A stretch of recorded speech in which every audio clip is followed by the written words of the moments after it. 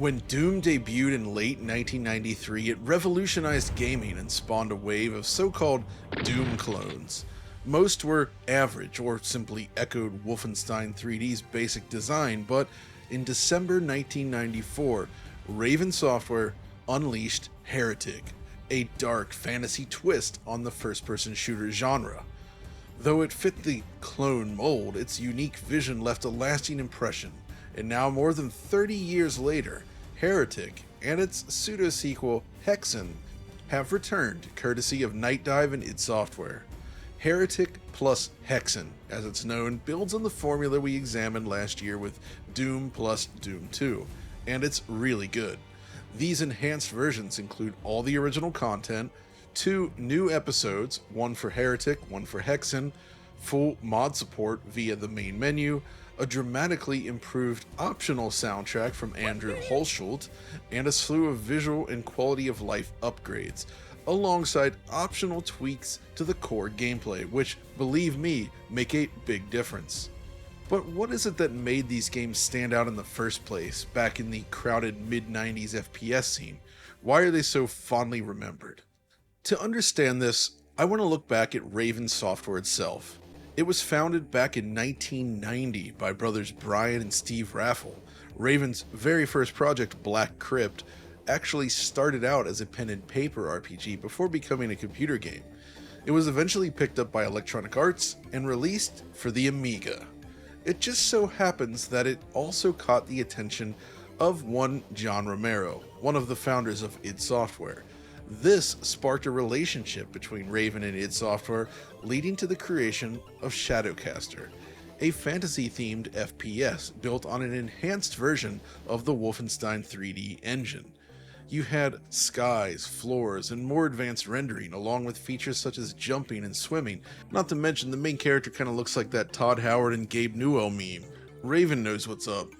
The thing about Shadowcaster though, this was no mere shooter. It was an interesting attempt to combine stats and role-playing elements with a first-person action game.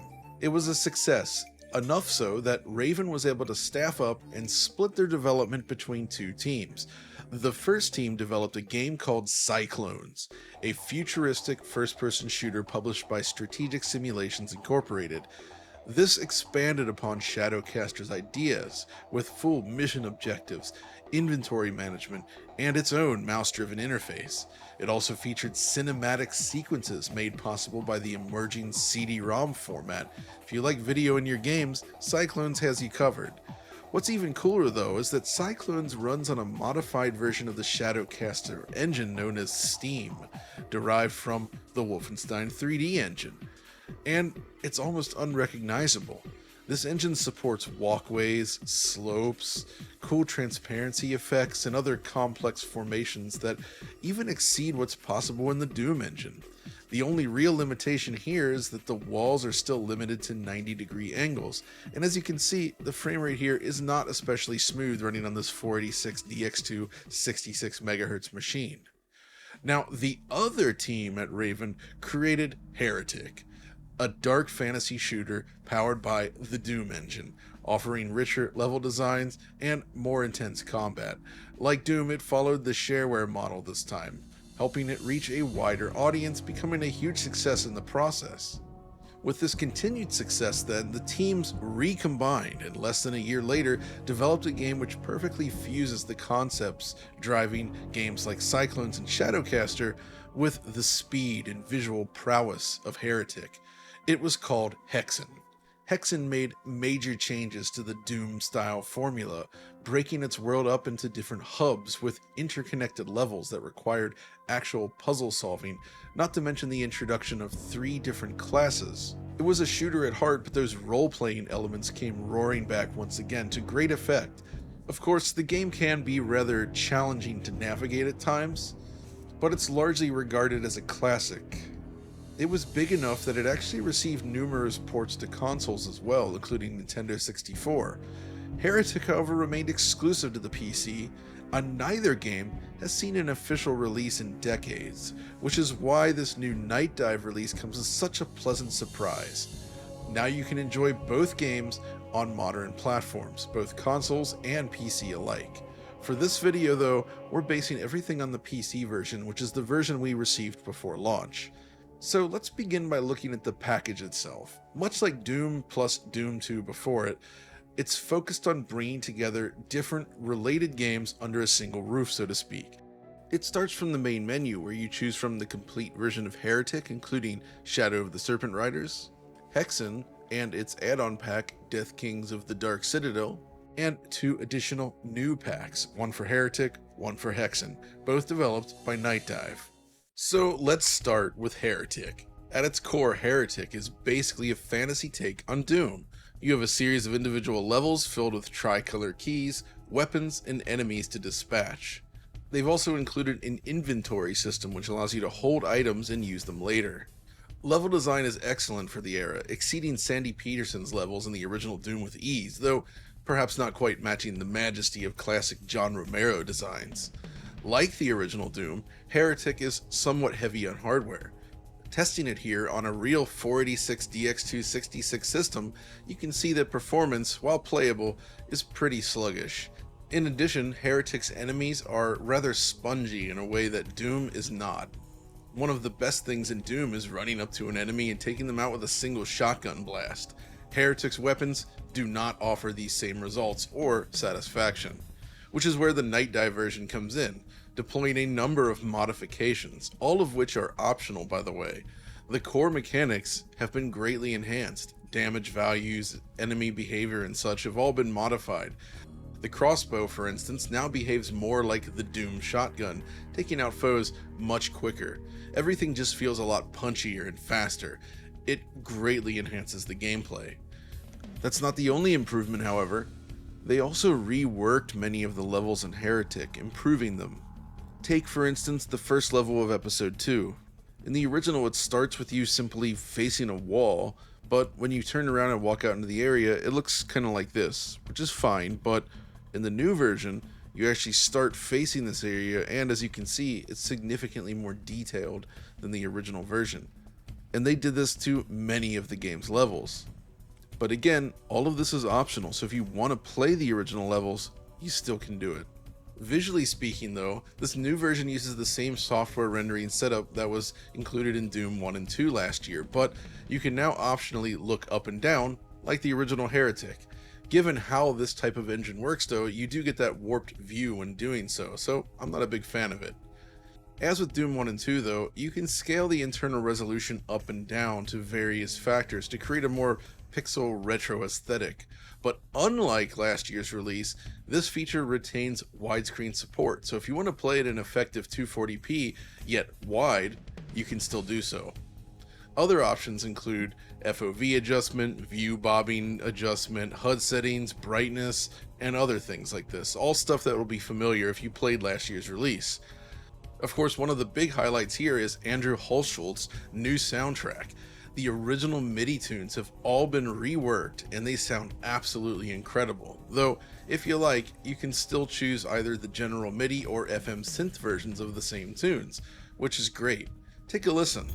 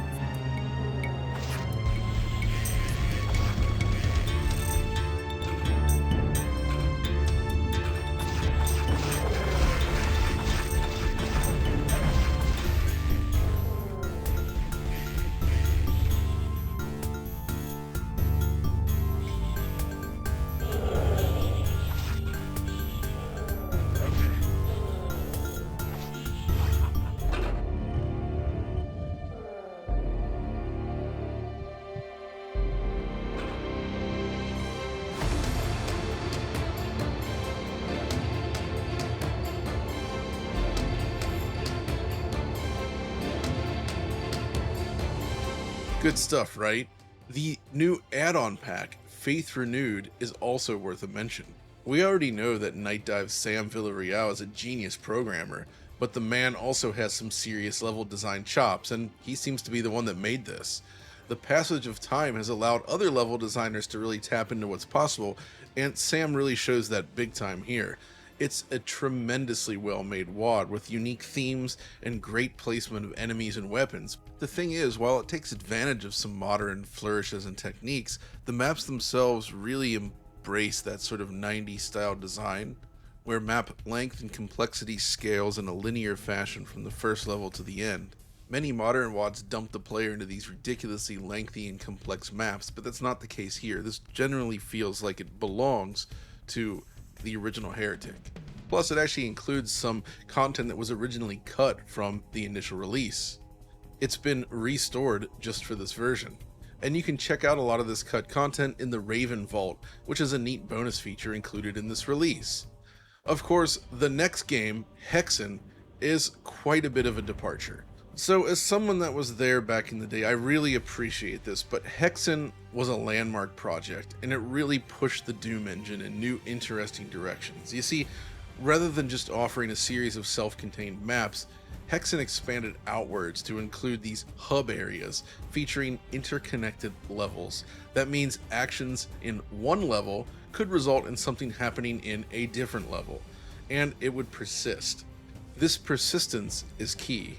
So the game's basically broken up into these hubs, and you need to solve all the various puzzles and figure out how to open the door to the boss. Once you do that and beat the boss, it's on to the next hub. Hexen also introduces a class system, with each of the 3 classes including their own unique weapon set, including a special weapon that requires you to find pieces. Also, the inventory system has been hugely expanded. It was already in Heretic, but there's so many more items here.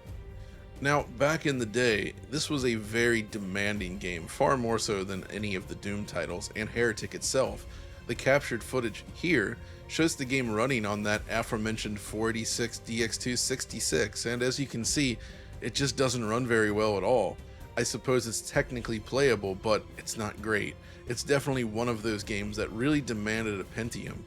And honestly, seeing the performance kind of puts the console version's performance into perspective. The thing about Hexen in its original form though is that the level designs are confusing, at least until you learn them.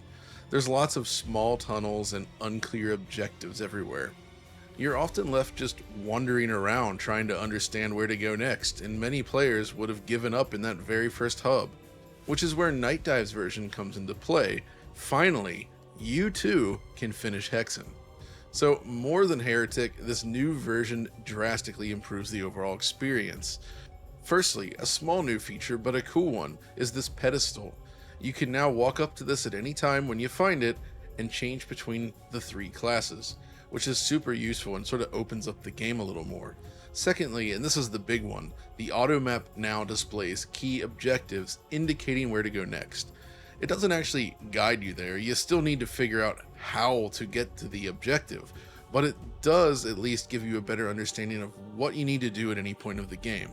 This really reduces the frustration of jumping between all these different levels, stumbling around looking for a solution. They've also made changes to the maps themselves again here. Puzzle elements are more clear this time, for instance. In the original game, a lot of people actually got stuck in the very first hub, the 7 portals, where you were tasked with running back and forth between 3 different maps, flipping the appropriate switches in order to open the main door. In this new version now, you actually have better markings to indicate what to do. For instance, in the 7 Portals map, they've added these new indicators to the wall to sort of clue you into what's happening between the levels, and they've added other similar visualizations throughout the game. Basically ways to indicate what you've done and what you still need to do in a more interesting way rather than just throwing switches all over. This, coupled with the map feature, make the game a lot more enjoyable to navigate. Beyond that, there's also the same tweaks to the core mechanics, so it just plays a lot better overall and is less of a grind. Essentially, this new version's faster, easier to parse, and more fun to play. It also benefits from the same cool visual flourishes that were introduced in the original game, like the sky system, which combines 2 different layers where mountains are masked off using transparent pixels and a second scrolling cloud layer is placed behind it. You also get things like flowing water, something that definitely did not exist in Doom.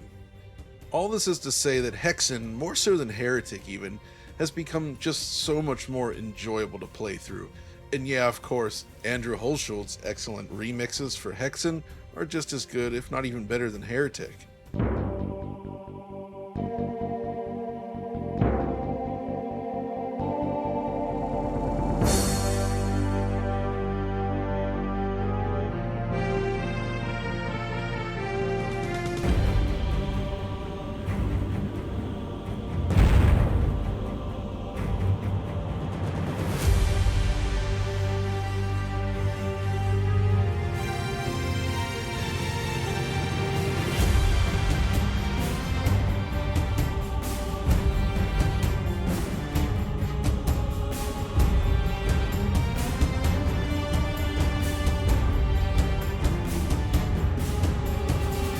One other very cool feature though added to this version is more flexible multiplayer. Now the originals already supported co-op, but now it pushes that all the way up to 16 players online, which is nuts. I actually had a blast playing just 3-player co-op in Hexen, where we all use different classes. But if you're crazy enough, you can actually play with up to 8 players on the same machine in split-screen mode, on PC and Xbox at least. The other consoles don't support 8 simultaneous controllers. I kinda hacked this together though from a couple sessions, as I didn't actually have 8 people handy, but this is what it looks like.